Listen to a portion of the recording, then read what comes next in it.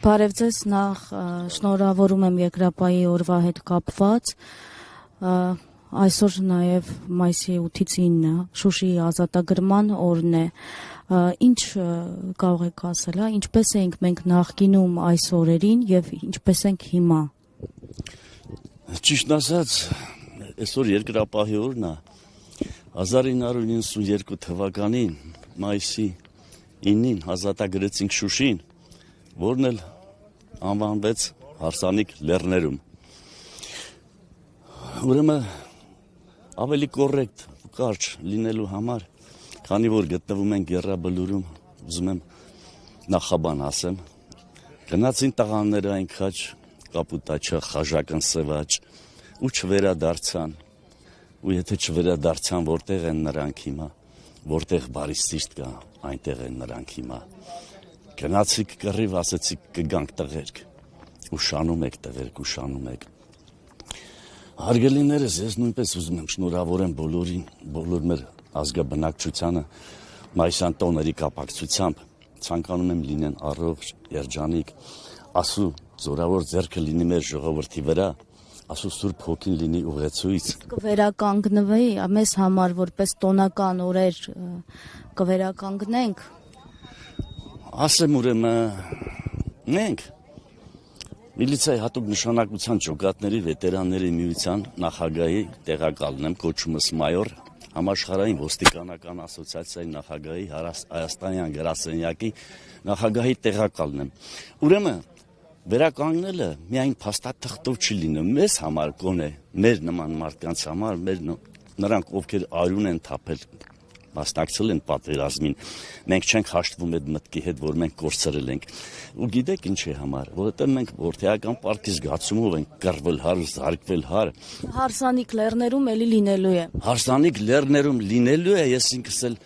լավ երգում ու նվագում եմ ակարդեոն իմիջայլոց,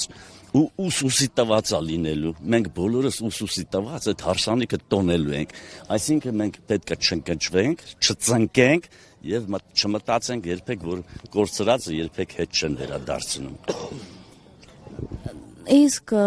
ձեր կարծիքով որքանով է Երկրապահը արժևորվել նախկինում, հիմա և այնինչ կատարվեց Մանվել Գրիգորյանի հետ կապված, այս առումով ինչ կարող եք ասել։ Այս օրերին կրկին Մանվել Գրիգորյանի հետ կապված քննարկումները ակտիվացել են։ Գեներալ Սամվել Սաֆարյանը, Մոսկովիչը, պարոն Գրիգորյանին որակավորեց որպես լեռնային աս, պատերազմի աս։ Ու ոչ միայն պարոն գեներալ Սաֆարյանը, այլ սպարապետ Վազգեն Սարգսյանը ասում էր. Մանվել, դու հերոս ես։ Մեր պետությունը կազմավորվելու ժամանակ դու անպայման պետք է ստանաս այդ կոչումը։ Ես 5-րդ բրիգադի հետ որպես համագործակցած անձնավորություն եղել եմ ոստիկանության սպեցնազի հրամանատարը, Մանվել Գրիգորյանով ես վերելք եմ ապրել, որովհետև ինքը շատ լավ կարողանում էր համախմբի, պատերազմի ժամանակ էլ ընդամենը բոլոր մարզերից, քաղաքից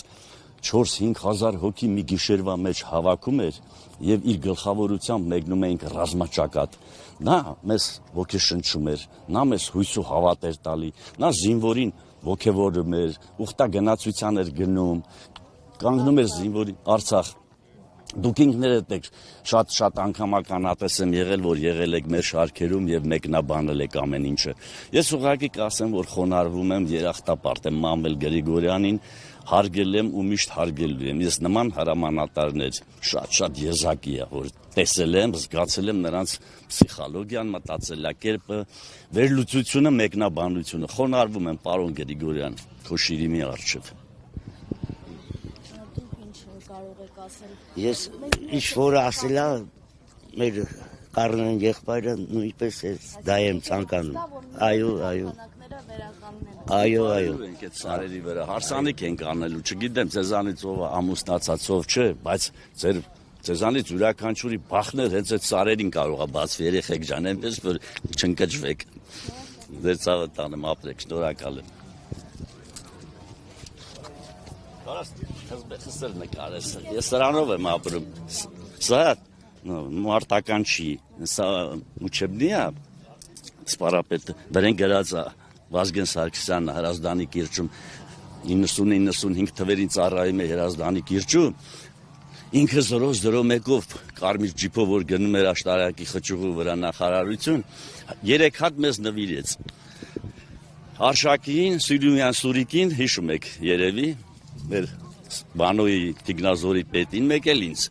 Հրազդանի կիրճում նվիրեց իր անուն ազգանունն էլ գրած է Վազգեն Զավենի Սարգսյան Մենք սրբորեն կրում ենք այս թզբեղները Շնորհակալ ենք